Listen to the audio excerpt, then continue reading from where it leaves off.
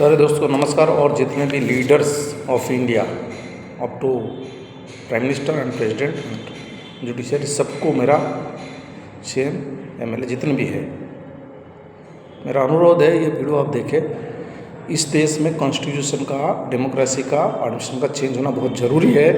पहले तो सिटीजनशिप से एक्ट हो, हर सिटीजन वोटिंग की क्वालिफाई ना कर, वोटिंग के लिए डिफरेंट है। जो भी इलेक्टेड मेंबर हो गए वो सिलेक्शन पहले बाद में इलेक्ट हो, और prime minister all over India से ही इलेक्शन में जीते। दो पार्टी है, कोई भी प्राइम मिनिस्टर खड़ा रहेगा, ऑल ओवर इंडिया से सारा सिटीजन वोट जिसको देगा वही होगा। तो मेरे ख्याल कहना है मतलब प्राइम मिनिस्टर वहाँ से होने से उनकी पावर ज़्यादा है। एक कॉन्स्टिट्यूशन से वो आके कैसे प्राइम मिनिस्टर बनेगा? नहीं, उसको ऑल ओवर इंडिया से होना चाहिए। नंबर 3 कि जुडिशियरी सारा प्रोसेस बाद they should be selected from the parliament both houses.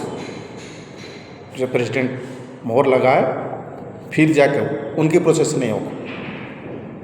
और जो भी जिस टाइम वो डिसीजन देगा वो वीडियो कॉल होगा, वीडियो टीवी में चलेगा कि वो डिसीजन सही दे रहा है गलत दे रहा है, और on the ground they should go and verify the systems and give that decisions, वो भी टाइम लिमिट में as per situation.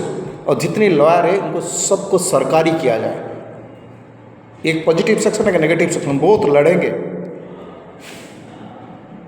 Private lawyer कोई नहीं रहेगा। प्राइवेट जज हो सकता है, प्राइवेट लॉयर नहीं रहेगा। वो मेन जो पिलर है पूरा डेमोक्रेसी कॉन्स्टिट्यूशन एडमिशन का, वो है लॉयर। अगर वो परिवर्तन हो जाए ना, ये देश में परिवर्तन हो जाएगा। उनको सरकारी फैसिलिटी सेम होना चाहिए कि एमएलए एमपी को जितना होता है, वो बोथ पार्टी को रहेगा कि हर केस का एक पॉजिटिव में लड़ेगा, एक नेगेटिव में लड़ेगा। हर लॉयर को होना चाहिए, कोई ऊंच नीच नहीं, सब समान। प्राइवेट लॉयर कोई नहीं रहेगा। प्राइवेट जज रखिए इलेक्शन करके, कोई प्रॉब्लम नहीं। और जुडिशियल पावर वार्ड मेंबर और सरपंच को दीजिए, दैट विल बेटर। और एमएलए को भी वो डिसीजन ले, जो वोटिंग ज़्यादा जाएगा एमएलए एमपी जो जिस सेक्शन में जिसका वही डिसीजन दिया जाएगा। उसके बाद हायरार्की कोर्ट पे जाएगा। और जितने भी सिलेक्टेड सर्वेंट्स हैं ना, चाहे आईएएस हो, पीएन से लेके कलेक्टर तक, पुलिस कांस्टेबल से लेके एसपी तक, वो सबका रिटिन इंटरव्यू के बाद उनको जैसे इंडियन आइडल पूरा वीडियो कॉलिंग करके पिक्चर चलता ना, ऐसा ही सिलेक्शन कीजिए। और ऑल ओवर इंडिया से पब्लिक देखे कि हमारा जो एम्प्लॉय सैलरी लेगा हमारी टैक्स से, वो कैसा है। वो सिलेक्शन ठीक हो रहा है नहीं हो रहा है। वो घर के अंदर पे दरवाजे में सिलेक्ट कर दे तो पता नहीं चलता तुम किसको रख रहे हो, अपने चाचा भतीजे को रख लिया, नहीं होगा। और हर 5 साल पे वो अपनी एफिशिएंसी फिर से इंटरव्यू देना पड़ेगा एफिशिएंसी प्रूव करने के लिए। और 10 साल से ज़्यादा टेन्योर किसी भी एम्प्लॉय को नहीं होगा, क्योंकि नेक्स्ट जनरेशन है और होगा, नेक्स्ट जनरेशन है। और किसी का पति को मिला तो पत्नी को नहीं मिलेगा जॉब, किसी के परिवार से एक आदमी नौकरी करता तो दूसरा फिर उस नहीं मिलेगा। और भी तो परिवार है भाई, इतने सारे लोग हैं, सबको मौका दिया जाए। और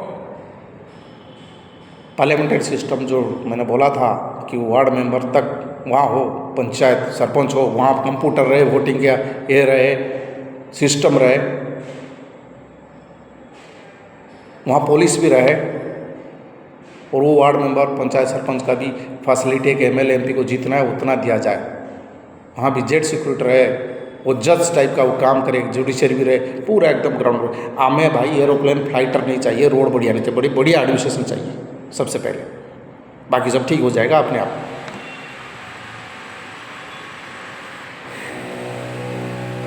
ये मेरा रिक्वेस्ट है। और देश में शांति लाने के लिए सेग्रीगेशन जरूरी है। समय था रीजन का ऊपर सेग्रीगेशन था कि ये पंजाबी है, ये गुजराती है। ये समय आया एक रिलीजन बेसिस सेग्रीगेशन होना ज़रूरी है। एक स्टेट या स्टेट के अंदर के एरिया में, यहाँ मुस्लिम इलाका, वहाँ पंजाबी इलाका, इस तरह सेग्रीगेशन कर दीजिए। वो सेग्रीगेटेड सिस्टम रहेगा ना उनका एरिया में, वो कैसे प्रैक्टिस करेगा डिपेंड अपॉन देम।